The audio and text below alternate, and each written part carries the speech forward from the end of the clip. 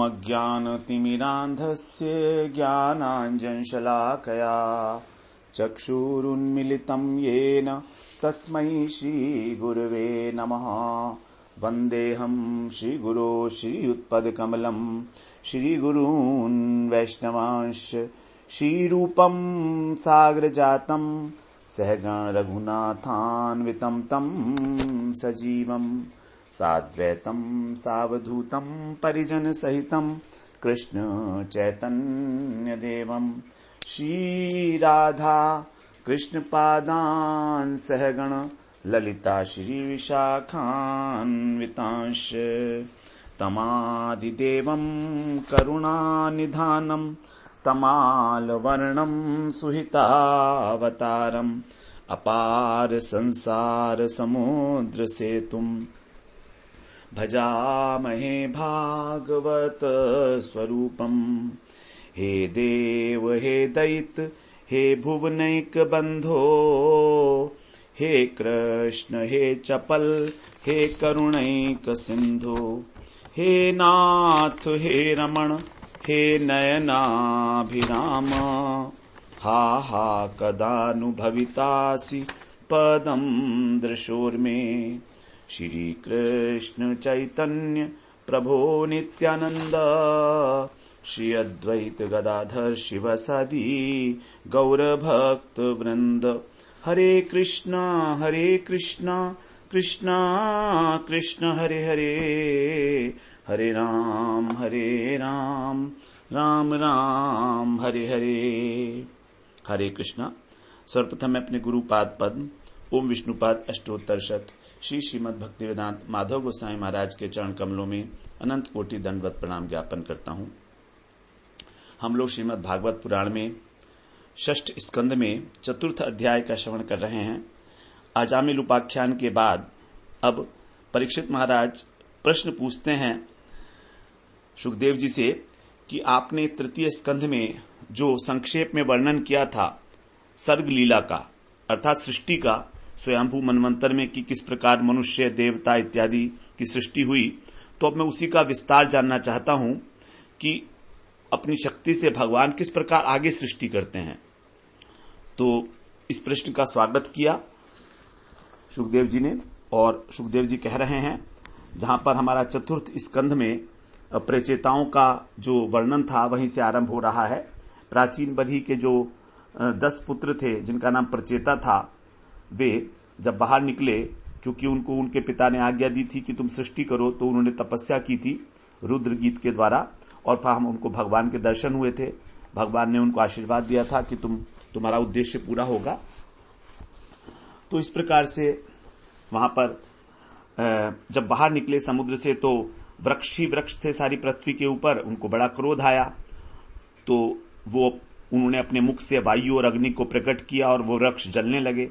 तभी वहां पर जो है वृक्षों के जो अधिपति हैं अर्थात चंद्रमा, वो आए और उन्होंने समझाया कि देखो आप प्रजापति हो और आपके लिए शोभा नहीं देता है, आपका कर्तव्य है कि आप प्रजा की सृष्टि करो और वृक्ष तो आहार हैं सभी जीवों का, तो इसको आपको नहीं जलाना चाहिए।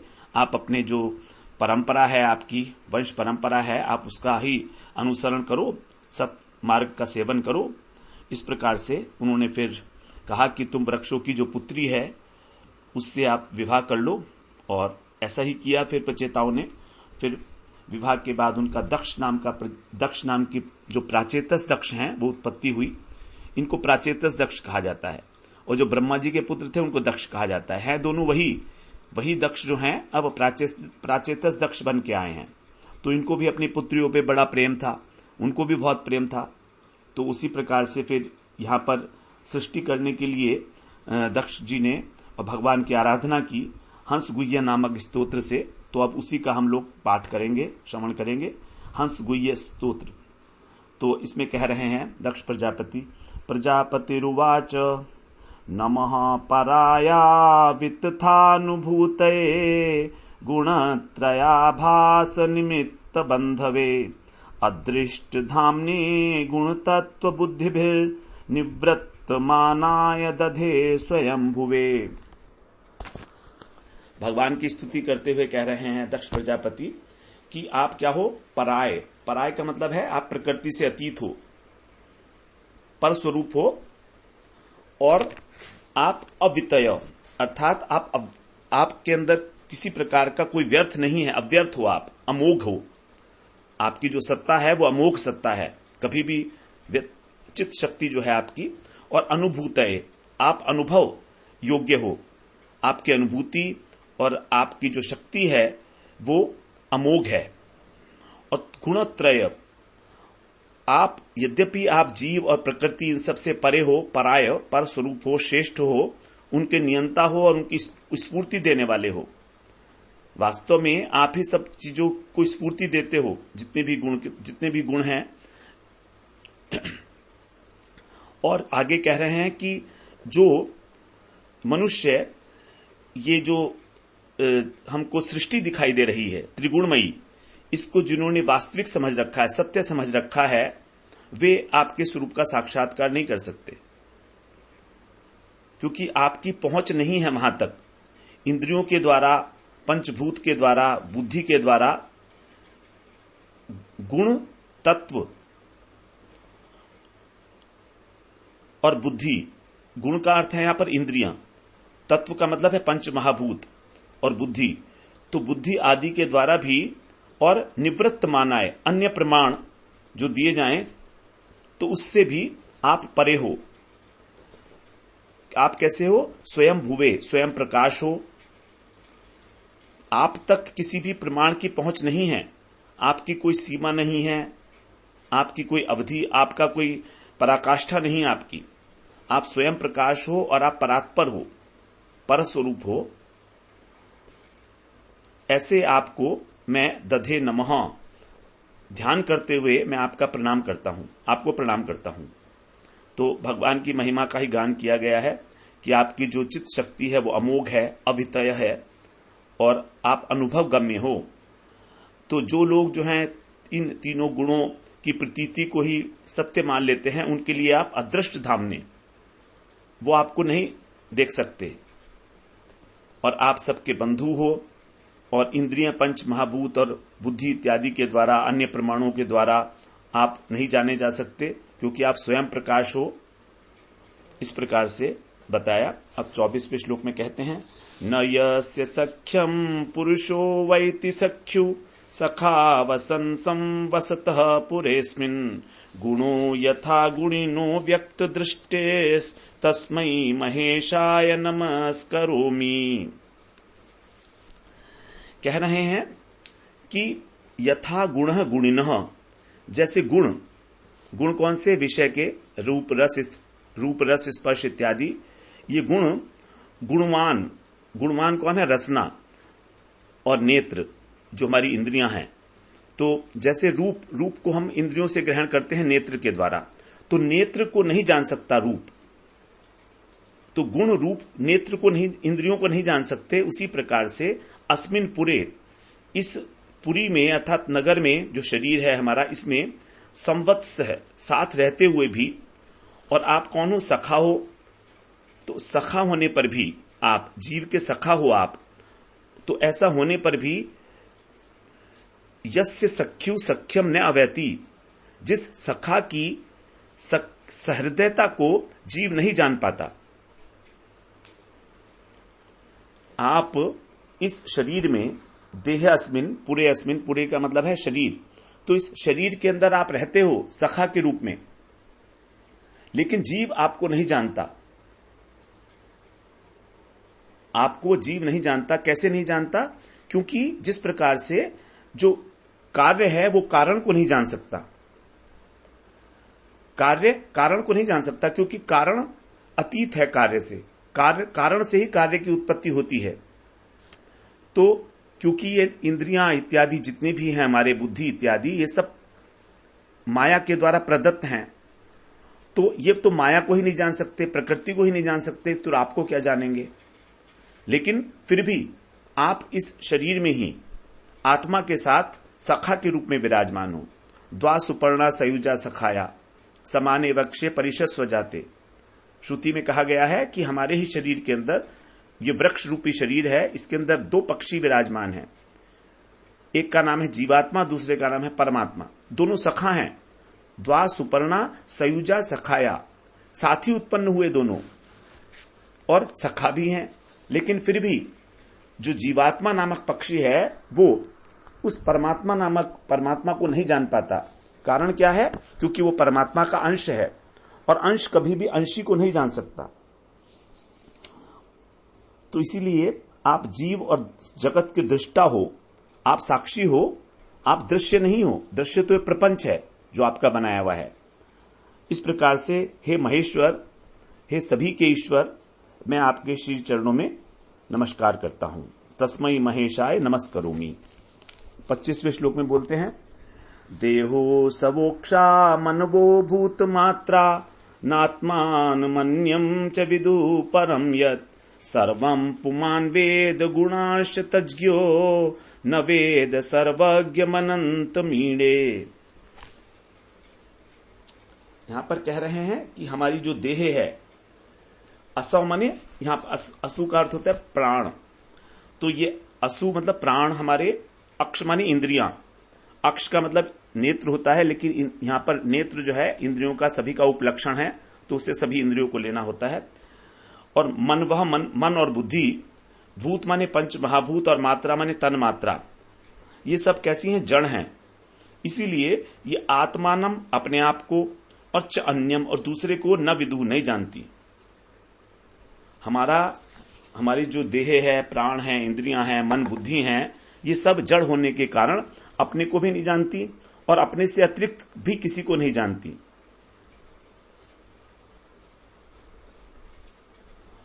लेकिन यतः परम पुमान, लेकिन जो इनसे परे जीव है वो सर्व गुणांच, वो इन सबको और तीनों गुणों को भी वेद माने जानता है। जो जीवात्मा है वो जानता है, बुद्धि नहीं जानती है, लेकिन जीवात्मा जो है वो जानता है इन सबको, तीनों गुणों को, सत्व रज और तम को। फिर आगे कह रहे हैं तत्ज्ञः न वेद, वो भी न वेद, आपको नहीं जानता। तो जीवात्मा भी आपको नहीं जानता, क्योंकि आप क्या हो? सर्वज्ञम अनंतम। नहीं, आप इसलिए नहीं जानता आपको क्योंकि आप अंशी हो। ये जीवात्मा आपका अंश है। तो यद्यपि ये जीवात्मा जानता है, आत्मा के अंदर हमारे सत्य चित्त आनंद जो तीन अंश हैं, उसमें जो चित्त वस्तु है वो है ज्ञान। तो इस ज्ञान के द्वारा आत्मा के अंदर हमारा ज्ञान जो है वो स्वतः सिद्ध है। लेकिन वो ज्ञान कौन सा है? वो ज्ञान है इस प्रकृति का ज्ञान, रज, सत्व, रज और तम। तो इनको तो जान सकता है, लेकिन जिसका वो अंश है, अंशी, उसको नहीं जान सकता। आपको नहीं जान सकता वो। ततज्ञ, क्योंकि आप क्या हो? ज्ञेय वस्तु हो, आप जानने योग्य वस्तु केवल आप ही हो, तो वो जीवात्मा भी आपको नहीं जानता। ऐसे आप जो सर्वज्ञ हो और अनंत हो, उनकी मैं स्तुति करता हूं। ईडे माने स्तुति करना, तो स्तुति करता हूं। 26वें श्लोक में यदोपरामो मनसो नाम रूप रूप से दृष्ट स्मृति संप्रमोषात् ईयते केवला स्वसंस्थया हंसाय तस्मै शुचि सद्मने नमः। यहां पर कह रहे हैं 26वें श्लोक में कि जिस समय समाधि काल में, यदा माने जब, समाधि काल में जब नाम और रूप जो हैं, ये नाम रूपात्मक जो जगत है, क्योंकि जगत के अंदर दो चीजें हैं, इसका नाम भी है और उसका रूप भी है प्रत्येक वस्तु का। तो ये नाम रूपात्मक जगत जो है, जब इसको जानने वाला मनसो नाम रूपस्य, इसको जानने वाला मन जो है उपराम हो जाता है। जब नाम और रूपी संसार को जानने वाला जो मन है, तो मन से भी जब उपराम हो जाता है ये मन, अर्थात इस मन का अतिक्रमण हो जाता है। कब होता है वो? समाधि काल में। केवलया स्वसंस्थया, जब केवल में और स्वरूप स्थिति में वो स्थित होता है, तब उस समय में। तो समाधि काल में क्या होता है? एक तो नाम रूपात्मक जो जगत है, इसको जानने वाला मन जो है वो उपराम हो जाता है, अर्थात स्थित हो जाता है, शांत हो जाता है। बिल्कुल किसी प्रकार का कोई संकल्प विकल्प करना नहीं होता उसके अंदर। और दूसरा क्या होता है, बता रहे हैं कि प्रमाण और स्मृति और विकल्प और पर्याय, जो हमारा मन है वो क्या करता है, विकल्प करता है, संकल्प करता है। तो इसकी स्मृति जो है, उसके संस्कार संप्रमोषात लुप्त हो जाते हैं।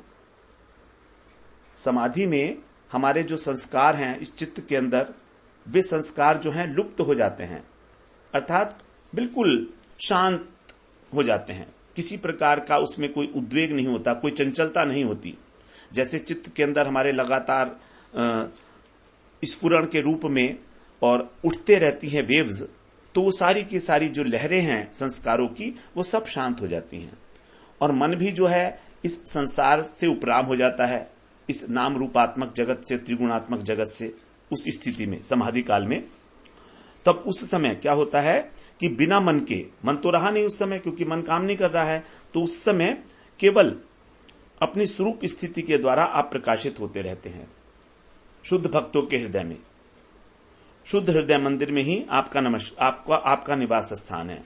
शुचि सदमने, इस प्रकार जिनका हृदय बिल्कुल शुद्ध हो गया है, कैवल्य की स्थिति में पहुंचकर, समाधि की स्थिति में पहुंचकर, वहां पर शुद्ध हृदय रूपी भवन में रहने वाले आप जो कैसे हैं, शुद्ध हंस रूप, हंसाय नमः, तो ऐसे आपको मेरा नमस्कार है।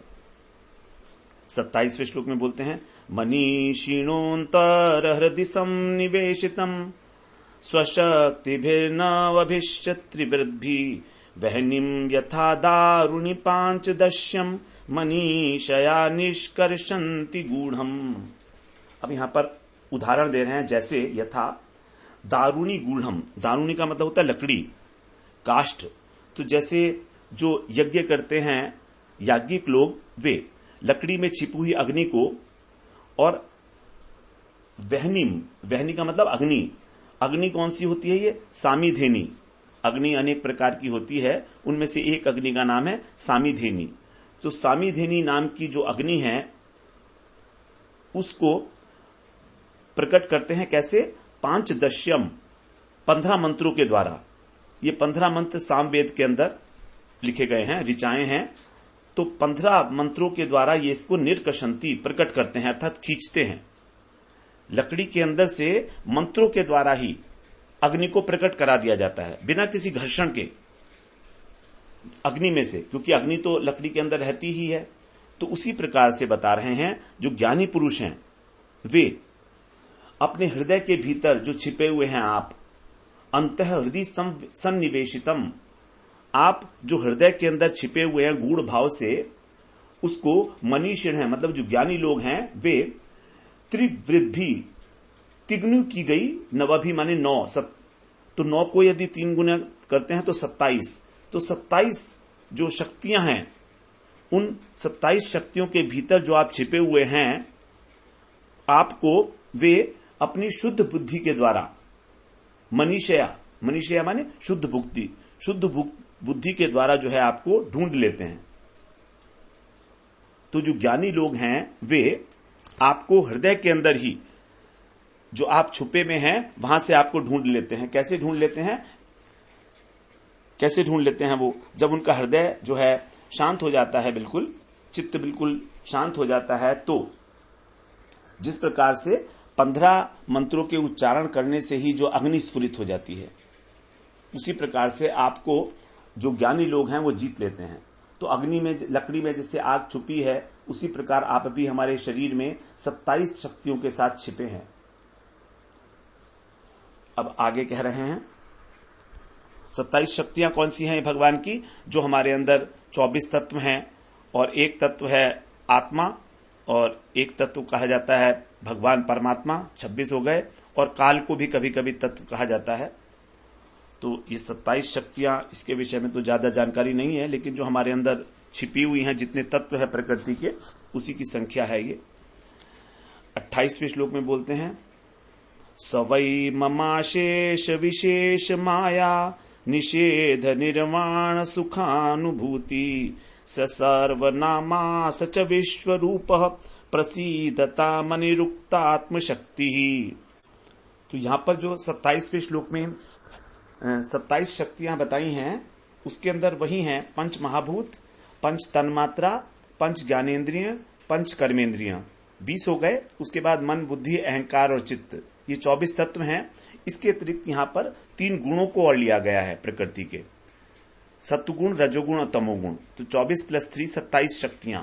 तो ये जो 27 शक्तियां हैं, ये भगवान की जो बहिरंगा शक्ति है प्रकृति, ये इनसे मिलकर बनी है, क्योंकि ये सारी शक्तियां उस प्रकृति से ही जो हैं विकार हैं, सब प्रकृति के ही विकार हैं। जब भगवान ईक्षण करते हैं तो इस प्रकार से यहां पर उन 27 शक्तियों के भीतर से निकाल लेते हैं आपको, मतलब वो बहिरंगा शक्ति का अतिक्रमण कर जाते हैं। तो आपकी जो प्रकृति है उसका अतिक्रमण कर जाकर करते हैं, क्योंकि भगवान को तभी प्राप्त किया जा सकता है जब गुणातीत अवस्था होती है। गुणातीत अवस्था के बिना भगवान की प्राप्ति नहीं होती है। उसी प्रकार से कह रहे हैं कि वो निकाल लेते हैं आपको ज्ञानी लोग जो हैं। अब 28वें श्लोक में यहां पर कह रहे हैं सवई ममा शेष विशेष माया। हम लोग इसका उच्चारण कर लिए थे। यहां पर कह रहे हैं अशेष विशेष, अशेष का मतलब है समस्त जो विशेषताएं हैं, ऐसी माया का निषेध करने पर जितनी भी भिन्नताएं हैं इस जगत के अंदर, जो हम लोगों को वैचित्री दिखाई दे रही है यहां जगत में, तो वो सब माया की है, बहिरंगा माया की। तो उस माया का निषेध कर देने पर, माया निषेध, निर्वाण सुख अनुभूति, उस परम सुख की अनुभूति होती है। परम सुख की अनुभूति होती है। वो अनुभूति क्या है? वही आपका स्वरूप है। अनुभव स्वरूप जो आपकी आत्मशक्ति है, आपकी जो अपनी शक्ति है, वो उसका अनिरुक्त, उसका निरूपण नहीं किया जा सकता। आपकी अपनी शक्ति का निरूपण नहीं किया जा सकता इस महामाया का अतिक्रमण करके भी। तो माया का निषेध करने पर जो अनुभूति का विषय है आप, केवल आप अनुभव गम्य हैं, वर्णीय नहीं है। आपका वर्णन नहीं किया जा सकता आपकी शक्तियों का। और वही सह, निश्चय रूप से वही हैं आप, जो कैसे हैं? सर्वनामा, सभी नाम वाले भी आप हैं। और च सब विश्व रूप, और आप विश्व रूप भी हैं, अर्थात सारा का सारा जो जगत है वो आपका ही है। जितने भी नाम हैं, जितने भी रूप हैं, वो सब आप ही हैं। आपके अतिरिक्त और कोई है ही नहीं। तो जो व्यवहार के अंदर शक्ति देखी जा रही है महामाया, उसका भी निर्वचन नहीं हो सकता, उसका भी वर्णन नहीं हो सकता। और जो आपकी अपनी शक्ति है, चित्त शक्ति, वो इस माया का अतिक्रमण करने के बाद उसका वर्णन तो हो ही नहीं सकता, और वो केवल अनुभव गम्य है। इस प्रकार से यहां पर यह बात बताई गई। क्योंकि आज कहा ना इसमें कि अनुभूति, निषेध, निर्वाण, सुखानुभूति, क्योंकि आप क्या हैं? आनंद स्वरूप हैं, इसीलिए आपकी केवल अनुभूति हो सकती है। माया का निषेध करने पर ही आप जो हैं शेष रहते हैं, साक्षात्कार रूप में, अनुभूति के रूप में। 29वें श्लोक में बोलते हैं यद्यन्निरुक्तं वचसा निरूपितं धियाक्षभिर्वा मनसा वोत यस्य मा भूत स्वरूपं गुणरूपं हि तत्तत् स वै गुणापाय विसर्ग लक्षणः। अब यहां पर कह रहे हैं यत यत माने जो भी, निरुक्त माने निरूपण, जिसका भी निरूपण किया जाता है वाणी के द्वारा, और अथवा जो वचसा माने वाणी के, वचसा माने वाणी के द्वारा जिसका निरूपण किया जाता है, अथवा वा माने अथवा, धिया माने बुद्धि से, उत अक्ष भी या इंद्रियों से, वा मनसा अथवा मन से, यस्य निरूपितम, जिसका निरूपण किया जाता है। तो वाणी के द्वारा जिसका निरूपण होता है, और जो मन, बुद्धि और इंद्रियों के द्वारा ग्रहण किया जा सकता है जिसको, वो क्या है? वो आपका स्वरूप नहीं है। क्योंकि कैसा है? वो गुण रूपम, क्योंकि वो त्रिगुणमय है, इसीलिए स्वरूपम मां भूत, वो आपका स्वरूप, मां माने नहीं, तो आपका स्वरूप नहीं हो सकता, अर्थात आत्मा का स्वरूप नहीं हो सकता स्वरूपम। तो क्या है वो? स वही गुण अपाय विसर्ग लक्षण है। क्योंकि आप जो है वही माने निश्चित रूप से गुण अपाय, गुणों के अतीत हैं, आप जो हैं गुणों के अतीत हैं। अपाय माने नाश होना और विसर्ग माने उत्पत्ति होना। तो गुणों की जो उत्पत्ति है और जो प्रलय है उसके आप अधिष्ठान हैं। और लेकिन फिर भी ऐसा लगता है कि आपके अंदर जो है गुण हैं प्रकृति के, तो ये क्या कह रहे हैं इसको? लक्षण। ये केवल आप में केवल उनकी प्रतीति मात्र है। ऐसा लगता है कि आप गुणमय हैं। जब आप इस प्रपंच में अवतरित होते हैं मनुष्य के रूप में, तो आपके अंदर भी उसी प्रकार का सब व्यवहार देखा जाता है कि आप त्रिगुणमय हैं। आपका शरीर है जैसे साधारण व्यक्तियों का होता है, जीवों का होता है, लेकिन आप ऐसा है नहीं, क्योंकि आप तो इसके अधिष्ठान हैं, उन गुणों से अतीत। तो किसी भी प्रकार जो है आप लेकिन फिर भी आप दिखाई देते हो। इसी को भगवान ने गीता में कहा था, अवजानंती माम मूढ़ा मानुषिम तनुमाश्रितम परम भावम अजानंतो मम भूत महेश्वरम। कि जो मूढ़ लोग हैं वो मुझे समझते हैं कि मैं मनुष्य हूं, साधारण मनुष्य हूं, लेकिन मेरे परम भाव को नहीं जानते कि मैं भूत महेश्वरम, सभी का जो है ईश्वर हूं, इस बात को नहीं जानते वो। और कहा भी है कि भगवान का जो नाम रूप गुण इत्यादि है वो इंद्रिय ग्राह्य नहीं है। श्री कृष्ण नामादि न भवेत ग्राह्यम इंद्रिय। भगवान का जो नाम है, भगवान का जो गुण है, वो हमारी इंद्रियों के द्वारा ग्रहण नहीं किया जा सकता, क्योंकि वो इस त्रिगुणमयी जगत से परे की वस्तु है। भगवान प्रत्येक वस्तु के सृष्टा हैं। इसका ये मतलब हुआ कि वो सृष्टि से पहले भी उपस्थित थे। तो इसीलिए उनका जो नाम रूप गुण इत्यादि है वो प्रकृति से उत्पन्न हुआ नहीं है, वो तो पहले से था। वो तो परम धाम में अपने हमेशा से विराजमान है। इस प्रकार से अब आगे कह रहे हैं, यस्मिन् यतो येन च यस्य यस्मै यद्यो यथा कुरुते कार्यते च परावरेशाम परमं प्राक् प्रसिद्धं तद्ब्रह्म तद्ब्रह्म तद्धर्त्वनन्यदेकम्। 30वां श्लोक है। यहां पर आप कह रहे हैं कि यस्मिन यतः येन, जिसके अंदर, जिसमें, यस्मिन माने जिसमें, और यतः माने जहां से, और येन माने जिसके द्वारा, और यस्य माने जिसका, और यस्मै माने जिसके लिए, और यत माने जहां, और यह माने जो, और यथा माने जैसे। यहां पर जो संस्कृत के अंदर 7 विभक्तियां हैं वो सभी आ गई हैं। कर्ता कर्म जितने भी हैं वो कर्ता ने कर्म को करण से, तो ये प्रथमा द्वितीया तृतीया, तो 1 2 1 2 3 4 5 6 7 8 8 विभक्तियां हैं। यहां पर 8, वैसे 7 हैं, एक संबोधन भी है। तो यहां आप कह रहे हैं कि यस्मिन यतः येन च यस्य यस्मै यत यह, जिसमें, जहां से, जिसके द्वारा, जिसका, जिसके लिए, जहां, जो और जैसे किया जाता है, कुरुते माने किया जाता है, च कार्यते और कराया जाता है। ये सारा जगत जो है वो पर अवरेशाम, उस कार्य कारण विश्व से आप क्या हैं? परमम, श्रेष्ठ हैं। प्राक प्रसिद्धम, और पहले से विद्यमान है, अनादि हैं।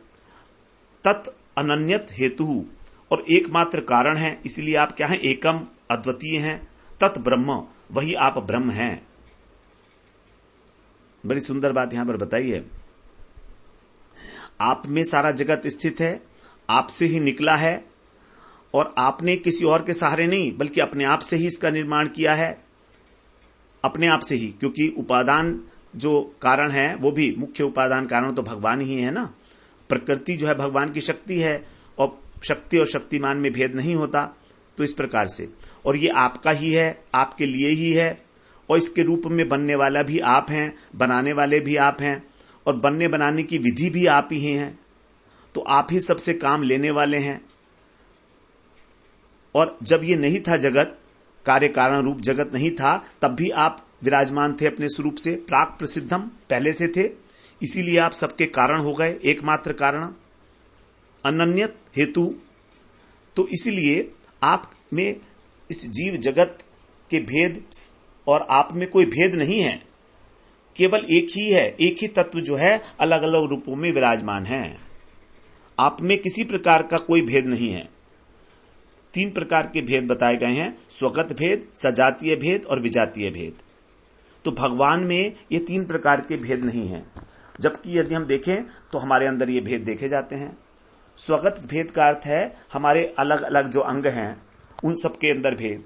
जैसे हमारी आंख जो है वो केवल आंख का कार्य कर सकती है, देखने का। कान जो है कान का कार्य कर सकते हैं। ये स्वगत भेद है, अपने अंदर हमारे अवयवों में जो भेद है। लेकिन भगवान के साथ तो ऐसा नहीं है। भगवान का तो प्रत्येक अंग जो है और प्रत्येक इंद्रिय की वृत्ति को धारण किए हुए है। भगवान प्रत्येक अंग से प्रत्येक कार्य कर सकते हैं, तो स्वगत भेद नहीं है। फिर दूसरा भेद होता है सजातीय भेद। जो सजातीय वस्तु हैं उसके अंदर भी भेद होता है। जैसे मनुष्य अलग अलग प्रकार के होते हैं, सबका स्वभाव अलग है, सबके गुण अलग हैं।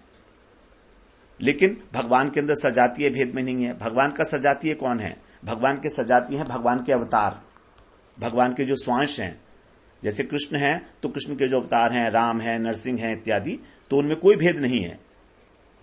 सभी लोग, सभी सारे के सारे शुद्ध और चिन्मय स्वरूप हैं, सच्चिदानंद स्वरूप हैं। उनका सबका विग्रह जो है चिन्मय है, उनमें किसी प्रकार का कोई भेद नहीं है। उसके बाद होता है विजातीय भेद। अब हमारे जो जीव है, हमारा जीवात्मा, इससे जो भेद है उसका किसका है? माया का। तो माया में और हमें भेद है। माया जो है भगवान की शक्ति हमको वश में कर लेती है। माया जड़ है और जीवात्मा चेतन है, तो ये भेद हो गया। लेकिन भगवान में ये भेद भी नहीं है। भगवान चेतन है, माया जड़ है, लेकिन क्योंकि माया भी भगवान की ही शक्ति है, इसीलिए उसके अंदर भेद नहीं कह सकते। शक्ति और शक्तिमान तो एक ही है। शक्ति शक्ति मतुर अभेदा। इस प्रकार से हमारे अंदर तो भेद देखा जा रहा है, लेकिन भगवान में इस प्रकार का भी कोई भेद नहीं है। तो 3 प्रकार के जो भेद हैं शास्त्रों में बताए गए हैं, वो आपके अंदर नहीं है और आप केवल एक हैं। इसीलिए भगवान को कहा गया अद्वय परतत्व। अद्वय अर्थात जहां पर 2 हैं ही नहीं, वहां पर एक नहीं कहा गया। एक भी कहा गया है, लेकिन एक से ज्यादा इंपॉर्टेंट शब्द है अद्वय। इसमें 2 को निषेध कर दिया तो एक ही बचा। अब यदि एक कहेंगे तो 2 होने की संभावना रहेगी, लेकिन अद्वय कहेंगे तो संभावना भी नहीं रहेगी। इस प्रकार से स्तुति कर रहे हैं, बड़ी अर्थपूर्ण स्तुति है। हम लोग प्रयास कर रहे हैं थोड़ा थोड़ा इसे समझें। 31वें श्लोक में बोलते हैं, यच्छक्तयो वदतां वादिनां वै विवाद संवाद भुवो भवन्ति कुर्वन्ति चैषां मुहुरात्ममोहं तस्मै नमोऽनन्ताय गुणाय भूम्ने। यहां पर कह रहे हैं यत् शक्तयः, जिनकी जो शक्तियां हैं वो वही वादिनाम, निश्चित रूप से वादिनाम माने जो वादी और प्रतिवादी होते हैं, जो शास्त्रार्थ करते हैं आपस में। एक कहता है कि ईश्वर है, दूसरा कहता है ईश्वर नहीं है। अनेक अनेक प्रकार की जो शास्त्रार्थ करते हैं इस प्रकार के, उसको कहते हैं वादी और प्रतिवादी। तो ऐसा वो विवाद और संवाद करते हैं और उसका भुवः भवन्ति, उसका जो आधार है वो, अर्थात उसका आधार क्या है? युक्तियां। उनकी अनेक अनेक प्रकार की युक्ति देते हैं। तो जो सारी युक्तियां हैं वो उनके दिमाग के अंदर, वो भी सब आपके कारण हैं। आप ही उस युक्तियों को स्फुरित कराते हो उनके हृदय में। भुवः भवन्ति, उसके आधार केवल एकमात्र आप हैं। अनेक अनेक प्रकार की जो वादी प्रतिवादी कहते हैं कि ईश्वर है, ईश्वर नहीं है, और इस प्रकार से वो क्या होता है? मुहु आत्ममोहम कुर्वन्ति, बार बार वो मुंह में पड़ जाते हैं। उनको समझ में नहीं आता, ये प्रतिपादित हो ही नहीं पाता, सिद्ध हो ही नहीं पाता उनसे कि भगवान है कि नहीं है, क्योंकि वो शास्त्रों का आश्रय नहीं लेते, शब्द प्रमाण का आश्रय नहीं देते। अपने दिमाग से, अपनी बुद्धि से आपको जो है प्रूव करने की चेष्टा करते हैं। तो केवल वाद विवाद में ही उलझ कर रह जाते हैं और मोहित हो जाते हैं आपकी माया से। वो स्फुरित जो युक्तियां हैं बुद्धि के अंदर, वो भी कराने वाले स्फुरण आप ही हो, उसके आधार आप ही हो।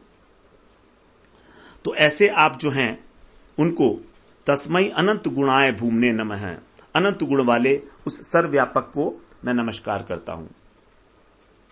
32वें श्लोक में कहते हैं, अस्तीति नास्तीति च वस्तुनिष्ठयो रेकस्तयोर्भिन्न विरुद्ध धर्मयो अवेक्षितम किंचन योग सांख्ययो समम परम ह्यनुकूलम वृहत्तत्।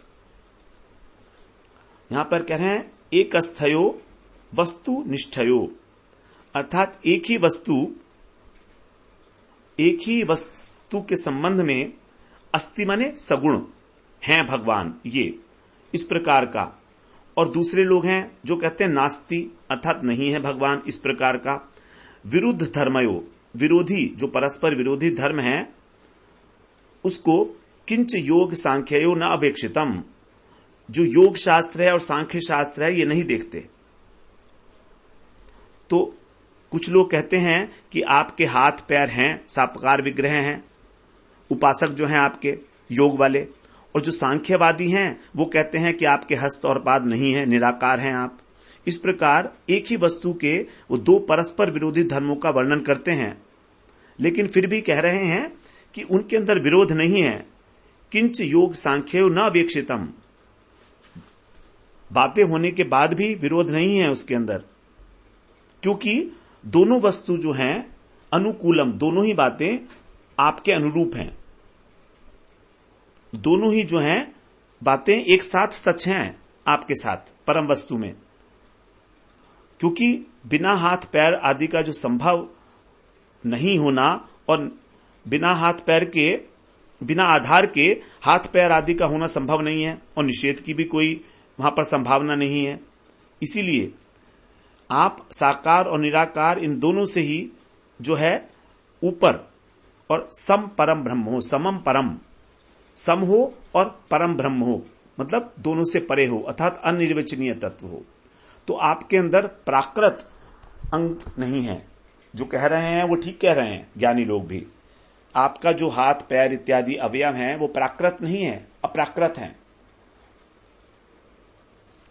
और जो दूसरे कह रहे हैं, भक्त लोग कहते हैं कि आपके हाथ और पैर हैं, तो वो भी ठीक कह रहे हैं, क्योंकि आपके अप्राकृत हाथ और पैर हैं। आप अप्राकृत तत्व हो, प्राकृत नहीं हो। दिख रहा है प्राकृत है, लेकिन है नहीं आप प्राकृत। प्राकृत का मतलब है जो प्रकृति से उत्पन्न है। तो आपका जो श्री विग्रह है, आपका जो आकार है, वो किसी भी प्रकार प्रकृति से उत्पन्न नहीं है। इसीलिए जो ज्ञानी लोग हैं वो कहते हैं कि आप नहीं हो, आपका साकार स्वरूप नहीं है।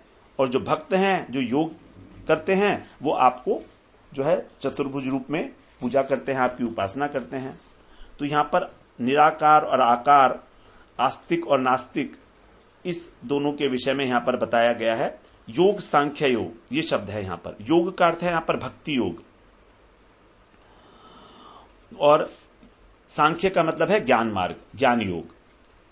तो बताया भी गया है, भागवत में ही कहा गया है, ध्यानावस्थित तद गतेन मनसा पश्यन्ति यम योगिन है। योगी लोग आपको ध्यान के अंदर, अपने हृदय के अंदर देखते हैं, पश्यन्ति देखते हैं, अंगुष्ठ मात्रम। तो इतने हैं आप। ब्रह्म, ब्रह्मेति, परमात्मेति, भगवानिति शब्द थे, तीन प्रतीतियां है ना भगवान की। तो यहां पर जो है ब्रह्म जो है वो निराकार है, उसका कोई आकार नहीं है, वो ज्ञान स्वरूप है। परमात्मा के अंदर जो है आकार है और सत्ता भी है, सत्ता है और ज्ञान भी है। और भगवान के रूप में जो है सत्ता है, ज्ञान है और आनंद है, तीनों हैं। तो इस प्रकार से उनका जो आपस में परस्पर विरोधी धर्म दिखाई दे रहे हैं, वो दोनों ही ठीक हैं। किसी प्रकार का इसमें कोई भेद नहीं है, क्योंकि आप इन सबसे ऊपर हो। ये तो आपकी केवल प्रतीतियां मात्र हैं। इस प्रकार से यहां पर 32वें श्लोक में बताया। अगले सत्र में फिर हम लोग 33वें श्लोक में प्रवेश करते हैं। वांछा कल्पतरुभ्यश्च कृपा सिंधुभ्य एव च पतितानां पावनेभ्यो वैष्णवेभ्यो नमो नमः।